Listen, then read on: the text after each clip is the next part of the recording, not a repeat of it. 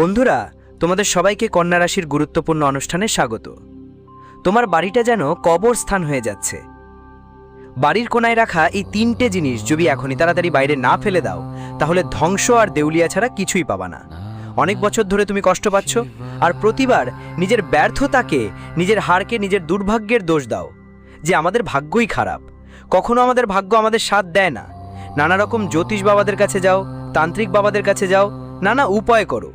তোমাকে এমন মনে হচ্ছে একদিন ঈশ্বর আমার কথা শুনবে, কিন্তু আজকের এই ভিডিওটা যদি তুমি শেষ পর্যন্ত দেখে নাও, তবে বুঝতে পারবে কেন তোমার জীবনে আসছে সব সমস্যার আসল কারণটা কি। কারণ তুমি হয়তো জানতেও না জানতেই গত কিছু সময় তিনটাও জিনিস তোমার বাড়িতে নিয়ে এসে বসিয়েছ, বা কোনো শত্রু উপহার হিসাবে তোমাকে এই তিন জিনিসের মধ্যে যে কোনো একটা দিয়েছে।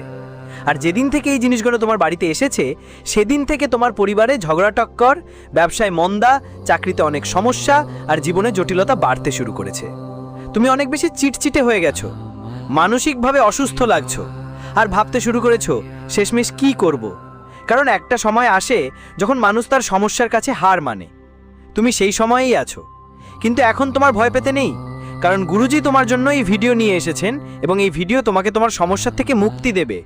শুধু এই ভিডিওটা শেষ পর্যন্ত দেখতে হবে। সমস্ত সত্য তোমার সামনে আনবে। এই তিন জিনিস তোমার ঘর থেকে যত তাড়াতাড়ি বের করে দেবে, তাড়াতাড়ি তোমার উন্নতি শুরু হবে। এই ব্যাপারে গ্যারেন্টি আছে। আমরা অনেক এমন ঘর দেখেছি যেখানে পরিবার খুব ভালো করেই বসবাস করছিল, কিন্তু একদিন হঠাৎ পুরো পরিবারই ভেঙে পড়ল। এর পেছনেই অশুভ জিনিসটাই সবচেয়ে বড় কারণ হয়ে থাকে।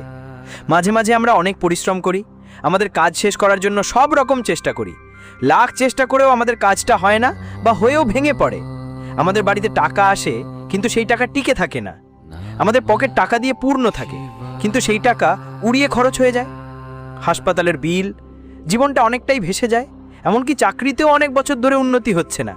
তাই জীবনে অনেক অভিযোগ আছে, কিন্তু তোমার জীবন অনেক সুন্দর আর দারুণ হতে পারে। তোমাকে শুধু একটা কাজ করতে হবে, আজকের এই ভিডিওটা শেষ পর্যন্ত দেখতে হবে। কারণ গুরুজি তোমাকে সেই তিনটি জিনিসের কথা বলবেন যা তোমার ঘরে অশান্তি তৈরি করছে, আর যা তোমার ঘরকে দারিদ্র্যের দিকে ঠেলে দিচ্ছে।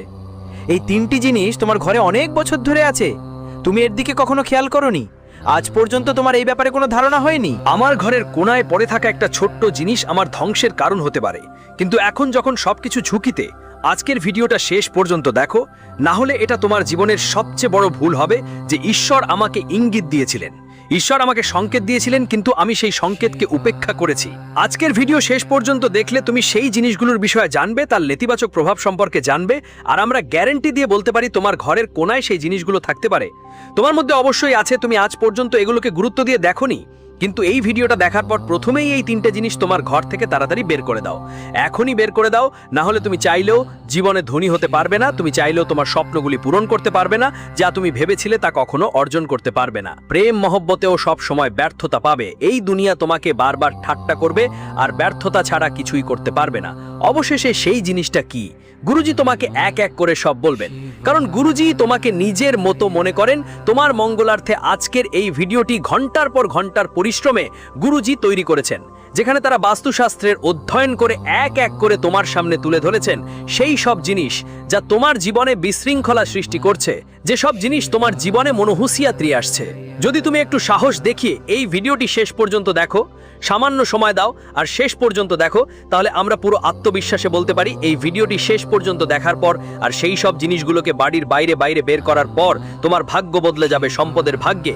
সব গরিবী, সব দুর্ভাগ্য তোমার বাড়ি ছেড়ে চলে যাবে, আর মা লক্ষ্মীর শুভ পদক্ষেপ তোমার ঘরে পড়বে। এরপর বাড়িতে সুখ, সমৃদ্ধি, ধন, খ্যাতি, বৈভব, সম্পদ সবকিছু আসা শুরু হবে।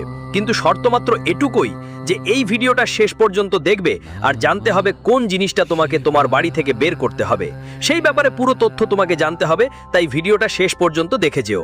প্রথমেই যদি তুমি মা ভবানীর সত্যিকারের ভক্ত হও, সত্যিকারের সনাতন হিন্দু হও, তো ভাই এই ভিডিওটা একটা ভালো লাইক করে দাও।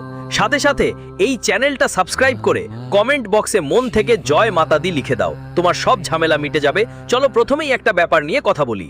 মন দিয়ে ভালো করে শুনতে হবে। এই জীবনের কোনো ঠিকঠাক নিশ্চয়তা নেই। 4 দিনের জীবন আমরা অনেক সময় দেখি, যেটা নিয়ে আমরা কাল কথা বলছিলাম, আজ সেটা এই পৃথিবী ছেড়ে চলে গেছে।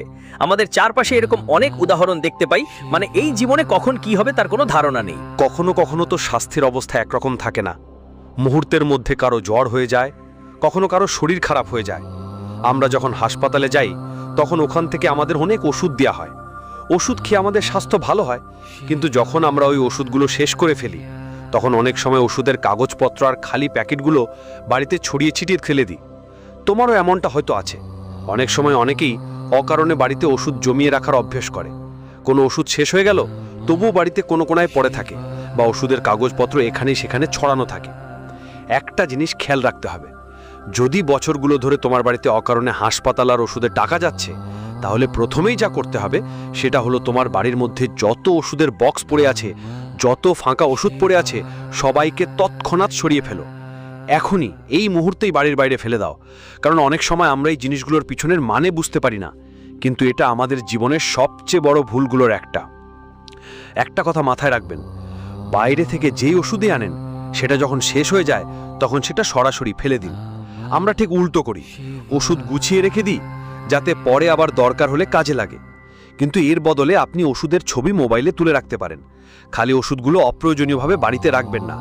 অনেক সময় আমরা বাইরে ঘুরতে যাওয়ার সময় প্রচুর ওষুধ নিয়ে যাই, আর ফিরে এসে দেখি একই ওষুধগুলো বাড়িতেই পড়ে আছে। কিছু ওষুধ অর্ধেক থাকে, কিছু পুরো শেষ হয়ে যায়। কিন্তু বাস্তুশাস্ত্র অনুযায়ী এই ওষুধগুলো রোগকে নিজেদের দিকে টানে। ভুলেও খালি ওষুধ তোমার বাড়িতে রাখতে যাবে না। ওষুধের কাগজপত্র রাখা যাবে না, পাতা রাখতে হবে না, না হলে প্রতিবার তোমার পরিশ্রমের টাকা হাসপাতালের খরচে যাবে। তুমি ভাববে, ঈশ্বর কেন আমাদের বাড়িতে বারবার এত রোগ আসে, আর ঈশ্বরকে দোষ দেবে। তোমরা তোমাদের পূর্বজন্মকেও দোষ দেবে যে নিশ্চয়ই আমরা কোনো খারাপ কাজ করেছি, কিন্তু কখনো ভাববে না যে এটা আমাদের নিজের ভুলও হতে পারে। গুরুজি আজ তোমাকে এমন কথা বললেন যার কেউ বলবে না, কারণ এগুলো সবই বাস্তুশাস্ত্রের উপর ভিত্তি করে। তোমার ঘরে প্রথমেই যা সরাতে হবে সেটা হলো যেটা তোমার ঘরের বন্ধন করছে, যা তোমাকে রোগের জালে আটকে রেখেছে। সেটা হলো ফাঁকা পড়ে থাকা ওষুধের প্যাকেট। এগুলো তাড়াতাড়ি ঘর থেকে বের করে ফেলো। অনেক সময় এগুলো পড়ে পড়ে এক্সপায়ার হয়ে যায়, তবুও আমরা বুঝতে পারি না আর এদের অবহেলা করি। এর ফলেই ঘরে রোগের প্রভাব বাড়ে। ভুলেও পুরানো আর এক্সপায়ার্ড ওষুধ ঘরে রাখবে না। এখন দ্বিতীয় পদক্ষেপ হিসাবে যেটার কথা বলবো, 100 জনের মধ্যে কমপক্ষে 80 জনের বাড়িতেই এটা থাকবে। তুমি কথা মনোযোগ দিয়ে শোনো, না হলে খুব বড় সমস্যায় পড়বে। এই জীবনটা খুব ছোট, কখন আমাদের বাড়ির কেউ চলে যায় আমরা বুঝতেও পারি না। একটা কথা সত্যি, এই পৃথিবী ছাড়া সবাইকে যেতে হয় প্রত্যেকের সময়, ঠিক আছে? কার কখন জন্ম হবে, কার কখন মৃত্যু হবে, সবই ওই ব্যক্তির ভাগ্যে লেখা থাকে। আর যাকে যেতে হবে তাকে কেউ থামাতে পারে না।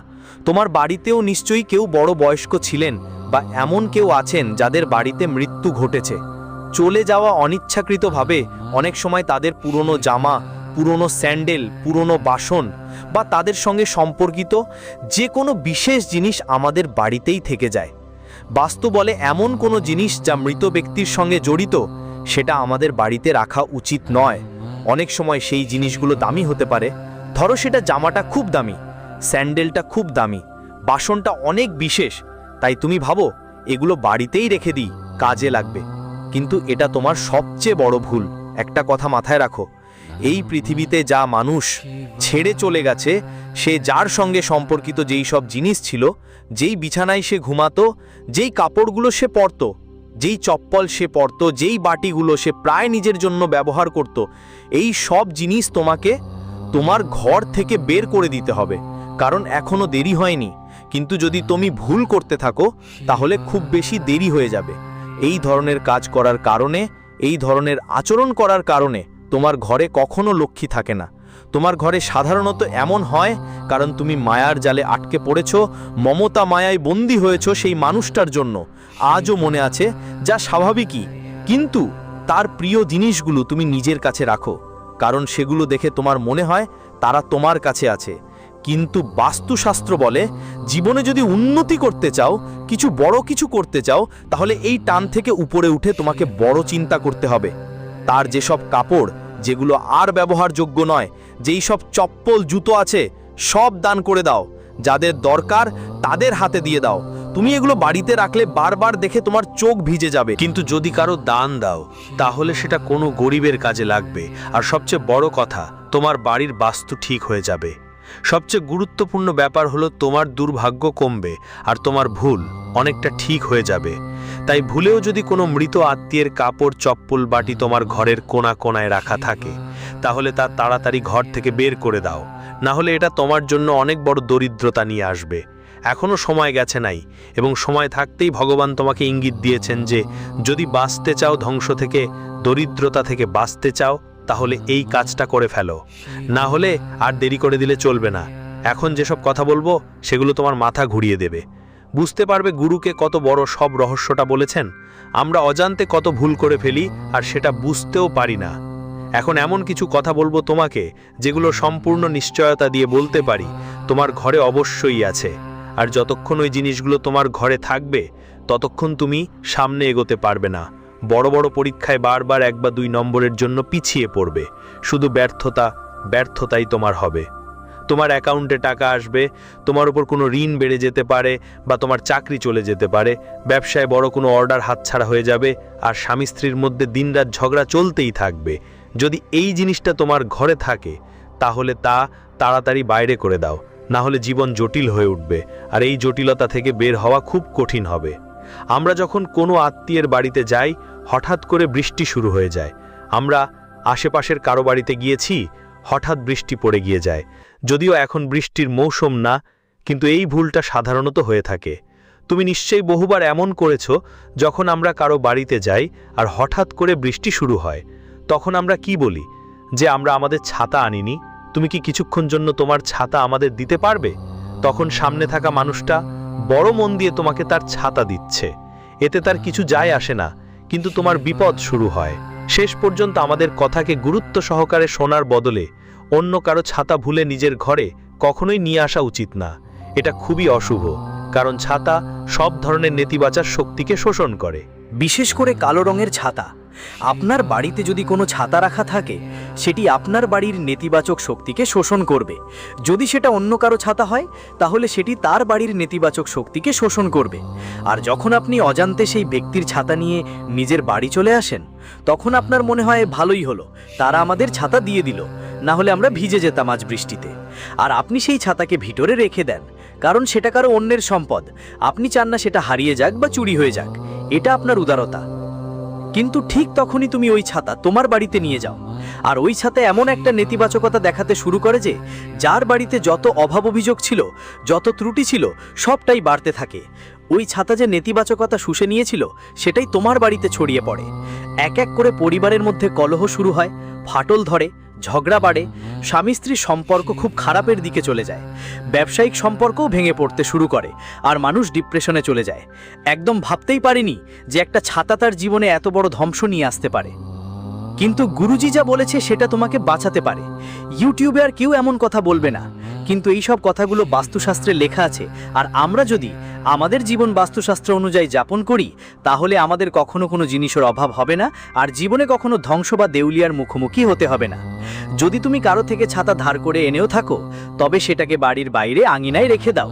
ছাতাটা বাড়ির ভিতরে নিয়ে যাওয়ার ভুল করো না, না হলে ওই ছাতাটা তোমার জীবনটা পুরো ময়লায় ফেলবে।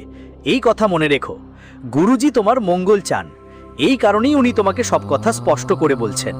কেউ তোমাকে এত সঠিক কথা মুখোমুখি বলবে না, কারণ সবাই তো নিজের লাভ দেখতে চায়। 1000 টাকা নিতে চায়, তখনই মানুষের ভালো করে। কিন্তু গুরুজি তো তোমাকে নিজের মতো মনে করেন। উনি ফ্রিতে তোমাকে সব জ্ঞান শিখিয়ে দিচ্ছেন, শেখাচ্ছেন, জ্ঞান দিচ্ছেন। এই জন্য এই ভিডিওটাকে একটা ভালো লাইক দেওয়াই উচিত। এখন যা উদাহরণ দিতে যাচ্ছি, সেটি খুব মনোযোগ দিয়ে শুনো। প্রতিটি মানুষের একটা শখ থাকে নতুন নতুন জুতা কেনার, নতুন নতুন চপ্পল পরার। তোমারও এই শখ নিশ্চয়ই আছে। আমরা যখনই নতুন জুতো কিনি, সেটা 6 মাস টিকবে, 1 বছরও চলে। ধীরে ধীরে সেটা খারাপ হতে শুরু করে, কখনো কখনো তার তলা উঠে যায়, আবার কখনো জুতোর কোথাও ছিদ্র পড়ে যায়। তখন আমরা কি করি? বাড়িতে সাইডে রেখে দিই আর নতুন জুতো কিনে আনি। তারপর আবার 6 মাস হয়ে যায়, তারপর আরেকটা নতুন জুতো কিনি। চপ্পলের ক্ষেত্রেও একই কথা চলে। আমরা নতুন জুতো চপ্পল পরি, কিন্তু পুরনো জুতো চপ্পলগুলো এখনো বাড়িতে রেখেই রাখি। পুরনো জুতো চপ্পলগুলো আমরা 1 বছর পরেছি, তাই স্বাভাবিক ব্যাপার ওটা আমাদের হৃদয়ের কাছাকাছি থাকে। তো আমরা কি করি? ওগুলো জুতো রাখা স্ট্যান্ডে রেখে দিই, ঠিক ওখানেই ওরা আমাদের সামনে থাকে। আমরা ওগুলো পরি না, তবুও ওগুলো সেখানেই রাখা থাকে। আর সেখান থেকেই নেগেটিভিটি শুরু হয়, কারণ জ্যোতিষশাস্ত্র বলে ভুলেও ছেঁড়া জুতো চপ্পল বাড়িতে রাখা উচিত না। যদি তুমি নতুন কোনো জুতো আনো, নতুন কোনো চপ্পল আনো, তাহলে তোমার পুরনো জুতো, পুরনো চপ্পল কাউকে দরকার হলে দিয়ে দাও, বা না হলে কূড়েদানে ফেলে দাও। কারণ যদি ছেঁড়া জুতো তুমি যদি এগুলো তোমার ঘরে রাখো আর সেগুলো ব্যবহারও না করো, তাহলে এগুলো নেতিবাচকতা ছড়াবে আর ধীরে ধীরে তোমার ঘরের শান্তি নষ্ট করবে। আর তোমার ঘরে দরিদ্রতা বসবাস করতে শুরু করবে। তাই গুরুজি তোমাকে বুঝিয়ে বলছেন, নিজেকে বোঝাও, এমন ভুল আমি করব না, না হলে জ্যোতিষ বাবাদের ফালে পড়ে যাবে। তারা তোমার কাছ থেকে বড় অঙ্কের টাকা হাতিয়ে নেবে আর তোমার জীবনে কিছু ভালো হবে না। এখানে তোমাকে বিনামূল্যে জ্ঞান দেওয়া হচ্ছে, তাহলে কেন এই জ্ঞানগুলো গ্রহণ করছো না? যাও আর তোমার ঘর থেকে সেই সব জিনিসগুলো সরিয়ে ফেলো যা তোমার বাড়িতে দারিদ্রতা এসে বসছে। অনেকেই পুরনো আর ফালতু জিনিসপত্র দিয়ে ঘর সাজায়, এটা একদম ভুল। এমন জিনিসগুলো ঘরে নেতিবাচক শক্তি বাড়ায়। বাস্তুমতে আমাদের ঘরে কাঁটাযুক্ত গাছ আনা উচিত নয়। অনেক সময় মানুষ সাজানোর জন্য ক্যাকটাস আনে, তারা মনে করে এটা খুব সুন্দর দেখায়, কিন্তু ওই কাঁটাযুক্ত গাছ তোমার ঘরে খারাপ আত্মাদের প্রবেশ করায়, নেতিবাচকতাকে ধরে রাখে, আর ধীরে ধীরে মানুষের উন্নতি থেমে যায়। এর সরাসরি প্রভাব পড়ে পরিবারের ওপর, আর্থিক অবস্থার ওপরও। মানুষ যেটা আমাদের শত্রু, সে ইচ্ছাকৃতভাবে আমাদের উপহার হিসেবে এমন কিছু দেয় কারণ সে আমাদের শান্তি নষ্ট করতে চায়। কিন্তু তোমাকে সতর্ক থাকতে হবে, বিশেষ করে এই ব্যাপারে খেয়াল রাখতে হবে যে যদি কেউ তোমাকে কোনো ছবি উপহার দেয় তাহলে সেটার ওপরও কিছু বিষয় খেয়াল রাখতে হবে।